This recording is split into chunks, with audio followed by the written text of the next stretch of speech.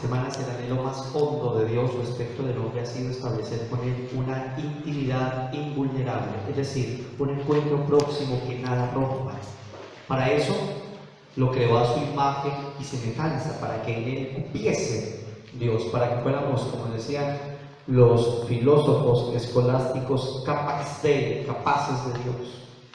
Por eso se paseaba con el hombre en el Edén, a la hora de la risa. Y por eso el demonio envidioso quiso romper esa comunión con la desgracia del pecado. Desde entonces la insistencia de Dios, la permanente insistencia de la gracia ha sido establecer alianzas con el hombre.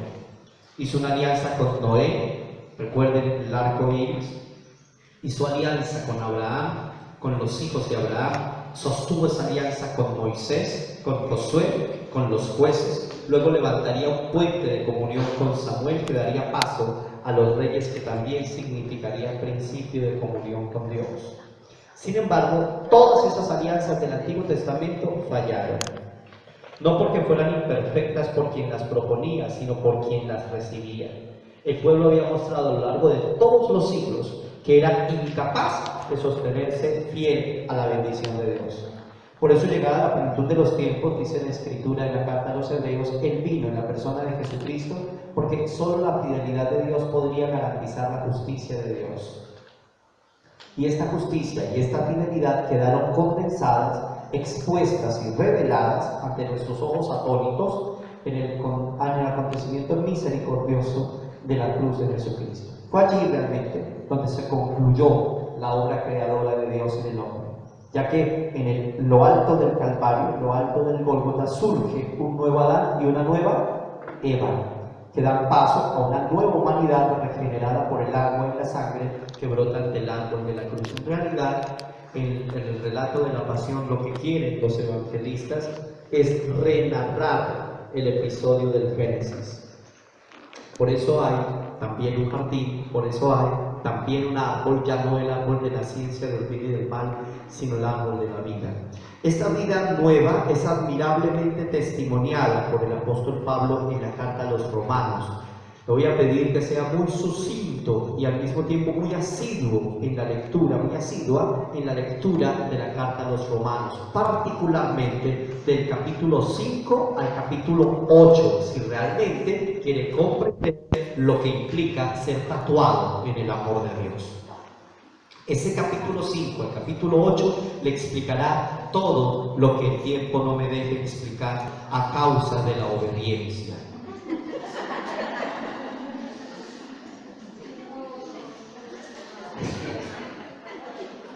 Okay.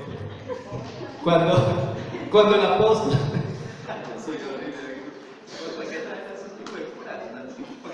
Cuando el apóstol da fe de esta nueva vida, enmarcándola en la acción de justificación hecha por Jesús, esta nueva vida que significa una muerte a la vida pasada, al pecado que rompía nuestra condición de encuentro con Él, de tal manera que si en el pasado servimos a los intereses del pecado, ahora vivamos para los frutos de la gracia.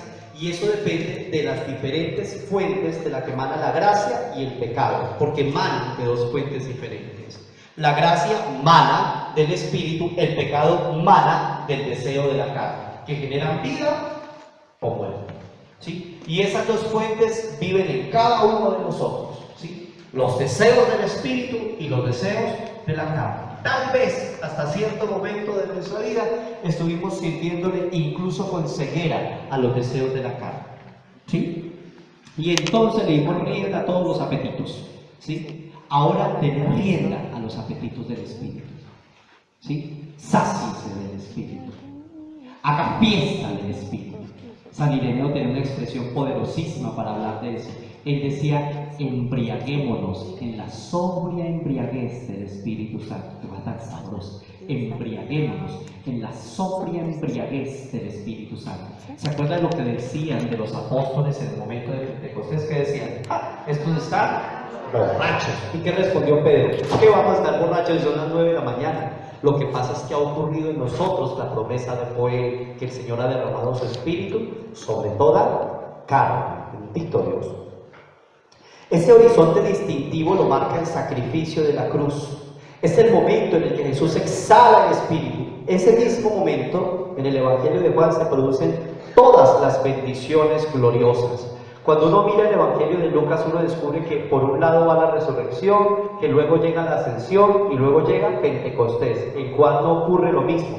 En Juan, en el momento en el que el Señor es levantado en alto, en el que es exaltado, ocurre la muerte, ocurre el descenso a los abismos, ocurre la ascensión al Padre y ocurre Pentecostés. Por eso culmina justamente así el episodio de la muerte de Jesús. Exhaló el Espíritu, es decir, derramó Pentecostés, derramó vida, ¿sí? Jesús exhala el Espíritu y Él mismo nos hace exclamar Abba, Padre, declarando con ello que hay un sello bendito en el que toda esclavitud es superada para entrar en la gloriosa condición de los hijos de Dios y por tanto en ser sus herederos y coherederos en Cristo, ¿sí? Lo más grande que a usted le pudo haber pasado en la vida fue justamente eso, haber sido sellado con la sangre del Cordero para convertirse en hijo, ¿sí?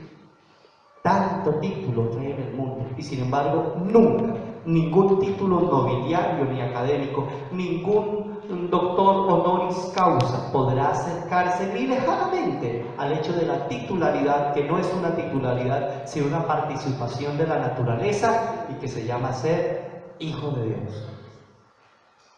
Hijo de Dios. Cuando Santa Teresa de Jesús estaba muriendo, sus últimas palabras fueron: yo soy hija de la iglesia. Ella sí comprendía muy bien qué significaba aquello.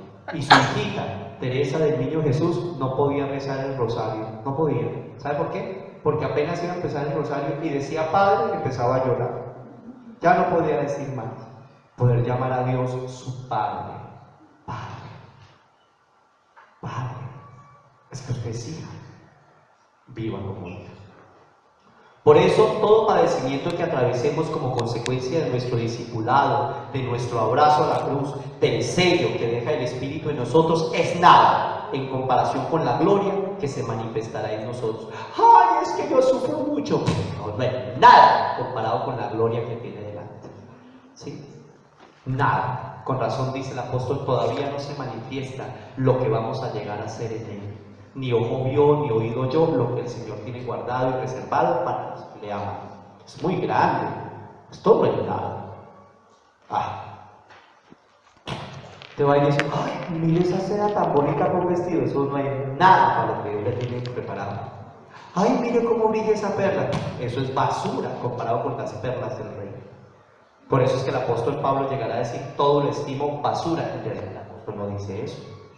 Lo que traduce la Escritura es, todo lo considero excremento con tal de tener el conocimiento de Cristo mi Señor. Todo es nada ante el apóstol con tal de tener el conocimiento de Cristo. ¿Por qué? Pues porque él ya vio parte de lo que Dios le tiene reservado. Con razón él mismo dirá en las cartas que conocía a un hombre que había subido al tercer cielo. Todos presumimos en la interpretación bíblica que ese hombre era el mismo Pablo. Sin embargo, el mismo apóstol nos advierte que solo se puede vivir la novedad de esta vida si se tiene al Espíritu como guía. Él viene en ayuda de nuestra debilidad porque no sabemos pedir lo que conviene. Él, que conoce la voluntad de Dios, sabe que es lo mejor para la vida del creyente, ¿sí? Ay, sí, vivo en el Espíritu, soy hijo de Dios, pero para poder sostener esa vida, para conocer la bitácora que me va a llevar, necesito la presencia del Espíritu, ¿sí? Es el Espíritu el que me conduce. Él es la brújula del Padre, la que marca siempre, siempre el norte de Dios, ¿sí? Por eso, hija seguidora de Jesús, usted no puede parar de pedir el Espíritu. ¿Alguna vez le decía eso a una comunidad? Me decía, Padre, recuerde que nosotros no somos de la renovación carismática, no sea boba. Es que el Espíritu no es una propiedad de la renovación carismática, el Espíritu es una necesidad y una urgencia de toda la Iglesia. Tanto que el mismo Concilio Vaticano II llegó a decir que el Espíritu Santo es el alma de la Iglesia. ¿Y qué es un cuerpo sin alma? ¿Qué es? No, si es algo, ¿qué es? Un cadáver y huele feo y se pudre, ¿o no? Pues bien, si las seguidoras de Jesús no quieren ser un cadáver que huela feo, que se pudra, necesitan todos los días pedir una nueva unción y una santa efusión del Espíritu Santo. ¿Para qué? Para que puedan vivir la gracia de su carisma. Porque es Él el dador de todo carisma. de todo carisma. Ahí falta la presencia del Espíritu. No lo veo. Okay.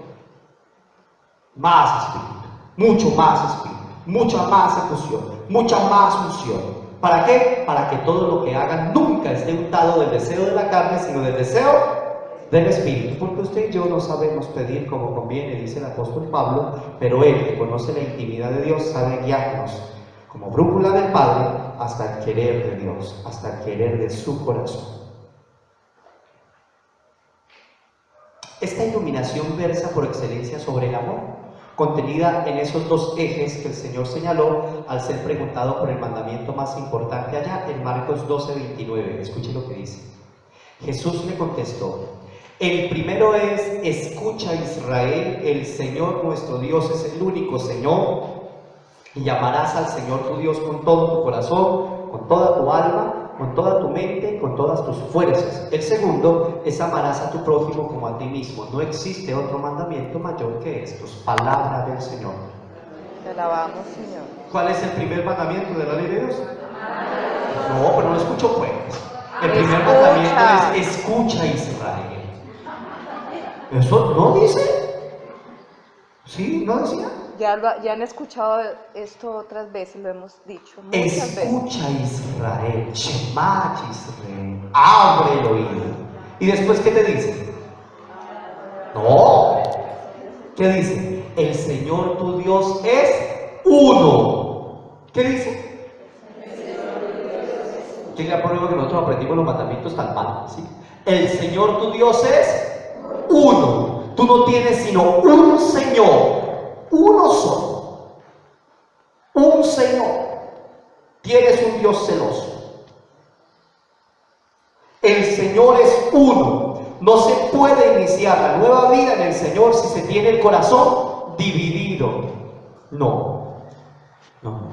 Solo puede haber un Señor del corazón, uno. Y ante Él todo otro amor debe doblegarse y ofrendarse, como hiciste anoche. Todo otro amor. En eso consiste gran parte del contenido de la espiritualidad de las almas víctimas. Dejar todo apego a los pies del Señor. Todo. En eso sí que lo ayuda a uno una bitácora que ilumina ese camino que se llama la imitación de Cristo. Todo apego en las manos del Señor. Todo apego. ¡Ay, que mi hijito! Es un apego. ¿Sí? Ay, yo sí quiero ir, pero no puedo porque es que los pies de mi maridito, ¿quién los va a calentar? Un Señor, hija, un Señor. Eso por allá a la iglesia esa no vuelva. A fin de cuentas yo soy su marido. Sí, mi hijo, pero yo conocí al Señor antes que usted.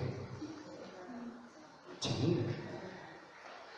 Miren, todo momento de seguimiento en el Señor supondrá siempre una crisis familiar. Todo. O sea, si usted no ha tenido crisis familiar en el seguimiento del Señor, significa que usted no es una verdadera discípula. ¿Por qué? Porque significa que tiene que muy light. A nadie incomoda. Cuando uno ve el segundo momento de formación en la renovación, que es justamente el seminario de crecimiento, el tercer tema del seminario de crecimiento es testigos de Cristo resucitado, y uno descubre tres testigos: el mal testigo, el testigo pasivo y el testigo auténtico. ¿Sí? El mal testigo es el que da antitestimonio, un antisigno, como decíamos esta mañana con Filipenses. Pero hay un testigo pasivo, que es queridito. Ay, él ayuda. ¿Sí? Él está ahí. Pero él nunca le mete problemas. Tranquilo. ¿Sí? No tiene iniciativa, está ahí. ¿Y usted cómo está? Bien. ¿Cómo? ¿Sí? Que no enrostra, que no va para adelante. ¿Sí? Yo creo que voy a ser tanto odioso que les voy a decir, pero uno ve en la escuela apostólica y uno descubre, van a echar cuenta de arriba, ¿cierto? Pero uno descubre que hay como unos apóstoles de relleno. Están ahí, ¿vale? Pues ahí va Bartolomé, allá va Judas, Tadeo y no sé qué. En cambio hay unos apóstoles de despunte, ¿o no? Se van Pedro, Santiago y Juan, Pedro, Santiago y Juan, Pedro, Santiago y Juan. ¿Por qué? Pues están metidos en el cuento. Va para adelante. Pregunta tonta: ¿Vas a ser apóstol de despunte o apóstol de relleno? Bendito Dios. ¿Sí? Pregúntate y respóndete. Hace poco había un boom en la iglesia de Francia diciendo que había surgido un nuevo cura de Ars, un nuevo San Juan María Vianney, porque pusieron un curita en una parroquia en Marsella que estaban cerrando. O sea, ya dijeron, no, vamos a cerrar eso porque habían pasado unos curitas por ahí que se encargaron de destruir la parroquia, ¿cierto? Y de cerrar comunidades, en fin. Ya no había sino la iglesia. ¿Sí? Y llegó el curita, ¿sí? Y se dedicó ¿a qué? A confesar, a vivir su ministerio, a celebrar la Eucaristía, a participar con sus fieles, a estar con su comunidad, y la comunidad ahora está ahí, ¿sí? Es la más alta tasa en París, es la más alta, según la iglesia francesa, la más alta tasa de crecimiento eclesial y de conversiones de la comunidad musulmana hacia la comunidad cristiana se encuentran ahí, en Marsella, a causa del cura. Un cura de despunte. ¿Sí? Usted no está llamada a ser del montón, mira. En nada de lo que haga, ni siquiera profesionalmente. Ay, que yo soy maestra del montón. Ay, no, mira. Si usted es seguidora de Jesús, usted tiene que ser una maestra de despunte. ¿Sí? La que va adelante, la que impulsa los procesos, la que trae una nueva dinámica, la que trae una nueva didáctica, la que está creando una nueva pedagogía, la que está... ¡Ay! O sea, mira, ¿cómo puede? Ah, sí, es que es seguidora de Jesús. Ah, claro.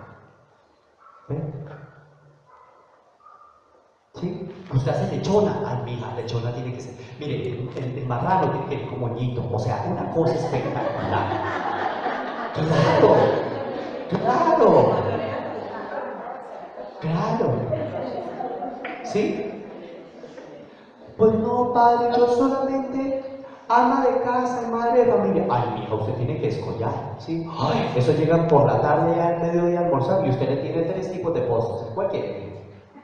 ¿Quiere de latas, de limón o de leche? ¿Qué quiere? Aquí hay. Niña. Ah. Claro. Ah. ¿Qué quiere? ¿Qué quiere? ¿Sí? Usted no puede ser del montón. No. Uno como predicador puede ser del montón, claro. ¡Pum! Uno puede parar allá y decir, ay, sean muy buenos porque Dios los ama. ¿Sí? El Señor quiere que ustedes salgan del pecado y entren en la gracia de Dios. Gloria al Padre y al Hijo, claro. Y uno dice, este cura no preparó un carajo. Sí, de verdad. Eso en ti. Tú podrías haberte quedado con 3 acordes, ¿sí o no? Tintán, tintán, tintán. Sí, claro, claro. Sí, pero ella no caminó por ahí. No. Sí. No. Allá está concursando en este momento de parte de Colombia en Guadalajara. Tenemos representándonos allá con una canción que se llama Adorándote. ¿Ah? ¡Arriba! Adelante. ¿Sí? ¿Usted es seguidor de Jesús? No, padre, porque ya dijimos que tenemos que ser humildes y pequeños. No sea boba, eso no es pequeñez. No, mira. Eso no es pequeñez. Eso es humildismo. Y el humildismo es pecado.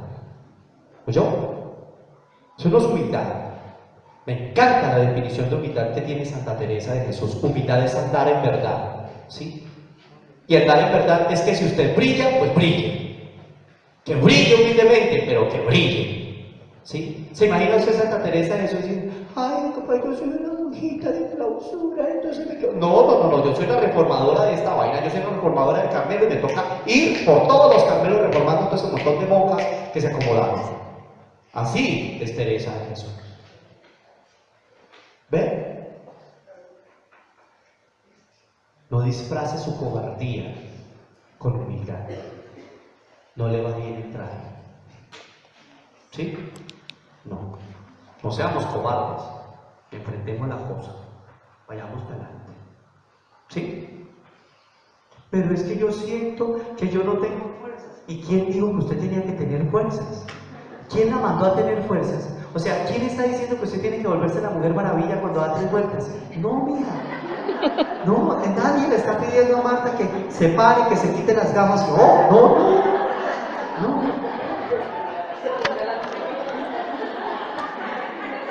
Pues se parece a Diana Prince, ¿cierto? Pero no.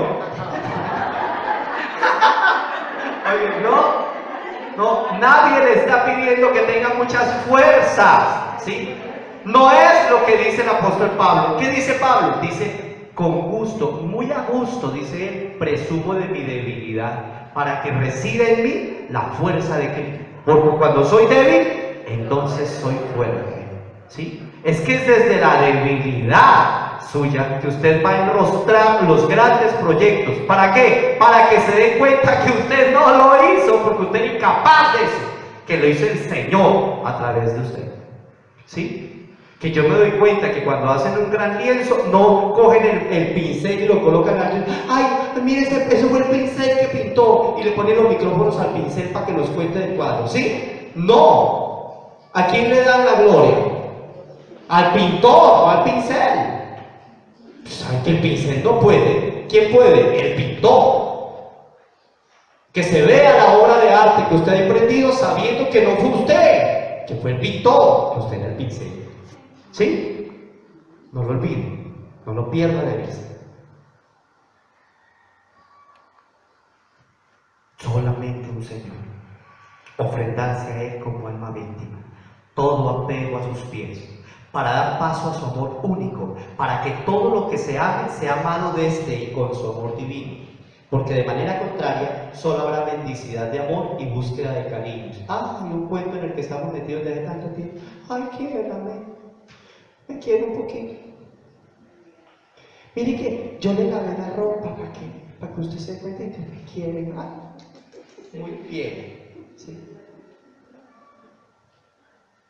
Ya no parecemos hijos de Dios, sino unas mascotas que hacen gracias para que le den una galletita y para que le peguen en la cabeza. Mendigos de cariño. Nosotros, hijos de Dios, teniendo al Señor nuestro Dios como uno, no necesitamos recompensa de nadie, porque nuestra recompensa es Él. Ni siquiera lo que Él nos dé, sino Él. Él es nuestra tierra prometida. ¿Ven? Ay, pero mamá, ¿usted no se ha dado cuenta que yo no la volví a llamar? Sí, pero pues igual. ¿Y no le hago falta? Pues sí. Pero más falta me haría la gracia de Dios. Si no quiere llamar, ¿será que el amor de tu corazón no te lo dice? Pero que yo te lo voy a reclamar. Que yo te voy a decir, ay, llámame más porque te necesito locamente en mi vida. No. Decisión suya, amigo. Yo le enseñé a amar, pero no voy a permitir que usted me chantajee a partir de llamadas. Recuerdo tanto el caso de Santa Juana de Chantal, gran amiga de San Francisco de Sales. Imagínate, el santico con ganas de formar comunidad y de que fuera ella la madre superiora de esa comunidad, pero ella no había podido porque estaba terminando de criar a sus hijos ya que era viuda, era condesa. Cuando ya estuvieron grandes, les digo, bueno, ya están criados. Ahora sí, cada uno con lo suyo, ya les repartí la fortuna que dejó su papá, que era bien difícil el Señor. Y ahora yo me voy a adelantar la obra de Dios. ¿Sí? Y cuando les dijo eso, dijeron, no mamá, te tienes que quedar con nosotros. Pues ustedes ya tienen esposa e hijos. Yo, ¿qué? No. Pues pasarás por encima de nosotros si te quieres ir. Y se acostaron todos en la puerta de la casa. No.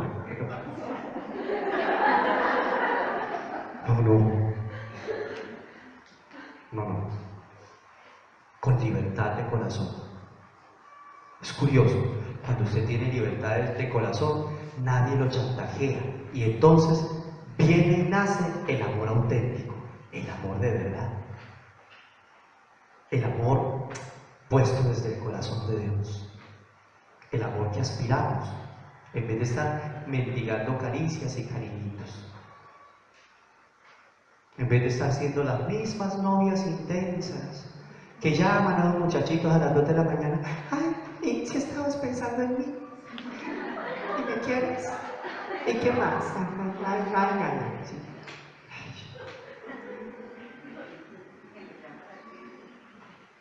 Eso te nace, ¿sí o no? Que veas tan mamonas. Uy, no, Yo escucho y a veces levanta uno el baño y escucha uno a Jonathan que sí, 1:30 de la mañana. Sí.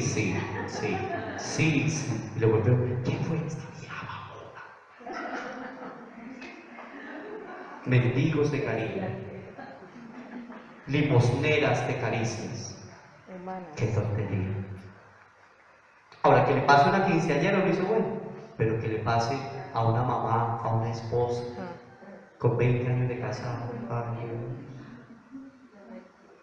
¿verdad, no? Superar la mendicidad del amor. Porque si no lo superas, terminarás haciendo retornar al esclavo de antes, como si revivieras al muerto para que se convirtiera en un zombie manejado por